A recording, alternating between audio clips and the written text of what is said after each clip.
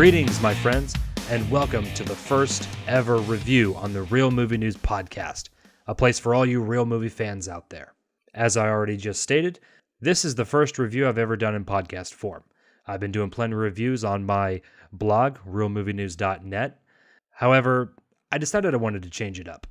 And what better way to introduce myself into the podcast form than to start off with a film that many people actually did not think was going to do very well and ended up smashing records at the box office. This, of course, is a review for Venom. The way I see it, we can do whatever we want. Do we have a deal? We are Venom. Now, Venom's an interesting movie. It was first announced a year ago, and right off the bat, everyone was speculating, how can you make a Venom movie without Spider-Man in it? For those of you who don't know, what rock have you been living under?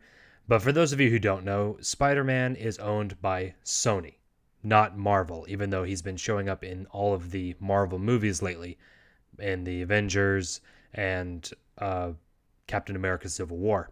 Now, while Sony does own Spider-Man, it's a little bit unclear on whether or not they're able to use Spider-Man in their own universe as well as in Marvel, or if due to this agreement that they have that they can only use Spider-Man while he's attached to the Avengers. No matter which way it went, it was speculated that Venom was going to be a standalone movie by itself. It was going to be kicking off its own universe. Whether or not they tied into Spider-Man later, we have no idea. But this is definitely one that everyone's been looking forward to. It's directed by Ruben Fleischer, who did the Zombieland movie that came in, I believe, in 2009. The film also stars Tom Hardy as Eddie Brock / Venom, Michelle Williams as Eddie Brock's girlfriend Anne, Riz Ahmed as Riot, or Carlton Drake before he gets taken over by the symbiote. And overall, you know what? I really enjoyed the movie. It's got a lot of really great action in it. It's got a lot of heart, and you can definitely tell that Sony's going all in when trying to do this film. I will say, it starts off slow. So if you're going in here ready to just start watching Venom tear people's heads off, it's not going to go that way. In fact, I was starting to look at my watch and wonder, when were we actually going to start seeing Venom? Because the first, I don't know, probably 20 to 30 minutes, Venom never even shows up in the movie. It's just a whole lot of exposition that goes back and forth and shows us, okay, here's why Eddie Brock is cool, here's why you need to like him, and here's what he did to screw up his entire life so that now he's a loser. They also take their time showing why Riz Ahmed is the bad guy and why we're not supposed to be on his side, and just showing, okay, why he's evil. Ha ha ha ha, evil. And starting off slow is not something that you want to, begin your franchise with. You're going off and you want it to start off with a bang, honestly. And this was one of the criticisms I saw in a lot of reviews all over the place, and I kind of have to agree with that criticism. Another criticism that I saw consistently from all these other critics was that the acting is terrible and that the dialogue is terrible. And I'll tell you what, I will agree that the dialogue is pretty bad.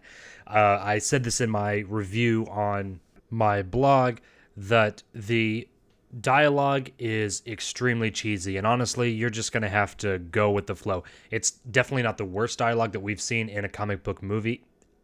Hell, it's not even the worst dialogue that we've seen in an action movie, if we want to widen that genre a little bit. But they definitely won't be winning any Oscars come Academy Awards season.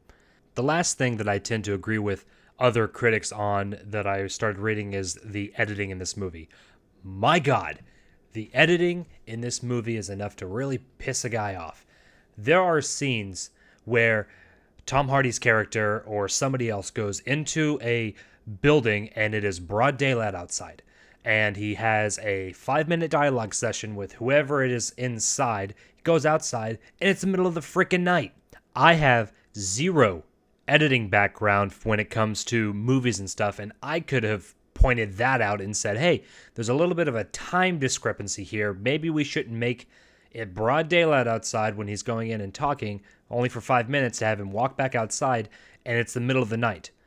There's another scene in here, and this is not a spoiler, but Riz Ahmed's character is talking to a bunch of kids, and he's trying to show everybody that his plans are really, really good. And this child walks up to him, and he has a kind of a sweet moment, I guess, with her, and he decides he's going to hand her the pen that he has on the lapel of his suit.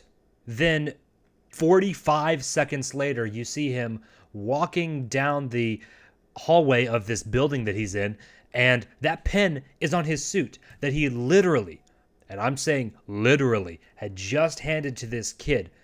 Did nobody see this and decide, maybe we should CGI out this pen that he literally just gave to somebody else? It's little things like that. It's little editing things, along with the very cheesy dialogue, along with the very slow start as to why a lot of critics hated this movie. Now, I'm going to get to the part of why I like this film so much. The action is awesome.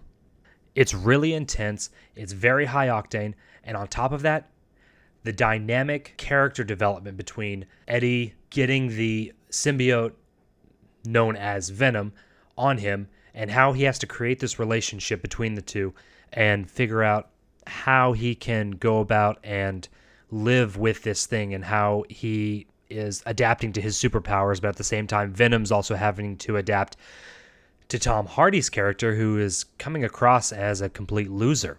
And that dynamic works together so well. Honestly, I could take, if they had started the movie off a little bit more similar to that, I could have taken a 2-hour movie of just Venom and Tom Hardy's Eddie Brock going back and forth, talking to each other, busting each other's balls, and just going around San Francisco and just wrecking stuff.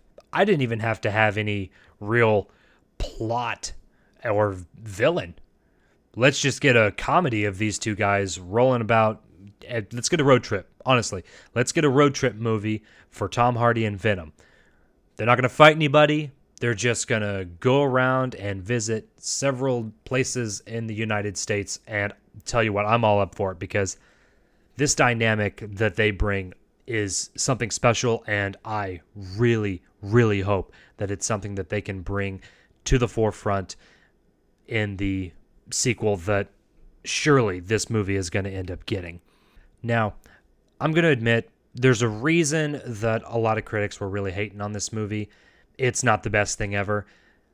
But if you're somebody who really enjoys these Marvel movies and you like superhero movies, then you're going to like Venom. I hearken it back, and I said this in my review on my blog, that Venom has a lot of similarities to the 2008 movie, The Incredible Hulk, that starred Edward Norton. There's just some story beats to it, and there's a tone that really reminded me of this. And I'm not the only one who thinks this. I was perusing some of the comment sections on YouTube, and I saw many people who were actually pointing this out before I even came to that conclusion. So I believe that if you're somebody who liked that 2008 The Incredible Hulk, then hands down, you're going to love Venom. And right now, the audience score for Venom is actually a lot higher than any of these other stuffy critics. So honestly, if you haven't seen Venom yet, go out to the theater, have a good time, get some popcorn, shove it in your face, get a Coke, whatever. Sit back and know that you are going to enjoy the movie, know that it's cheesy, know that it is not the greatest thing in the world. This is not The Dark Knight, nor is it trying to be. This is Venom. He's established himself as this anti-hero, funny guy that's not Deadpool, thank God. And it really makes for an enjoyable movie. I honestly cannot wait for the sequel. Hopefully it'll be coming out soon. I'm going to give Venom a score of 6.8 out of 10. It's not a perfect movie, but it's just perfect enough to where you're going to be enjoying everything that you see on screen. All right, my fellow movie fans, that does it for my very first review in audio form for Venom. That's such a fun Way to do it. Venom. Anyway, guys, I plan on doing a lot more podcasts that we are going to be talking about a little bit of news, a little bit more reviews. I'm going to have one coming up pretty soon, probably this weekend. So hopefully I didn't scare anybody off and that we can continue doing this and this becomes more of a thing. I had a lot of fun recording this and I hope you guys had a lot of fun listening to this. If you're interested in following me, I am on social media. You can find me on Twitter at Kylan Real Critic. You can also follow my blog where I post almost daily at realmovienews.net. I will always respond to comments as quick as I can, and I always put at the bottom of every post to leave a comment below, and let's make a discussion out of it. And honestly, guys, let's make a discussion out of this review.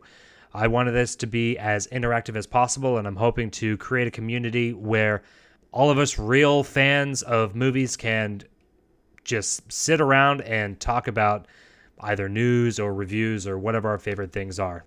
Anyway, that'll do it for me, my friends. I'm Kylan Riley, host of the Real Movie News podcast, and until next time, keep it real.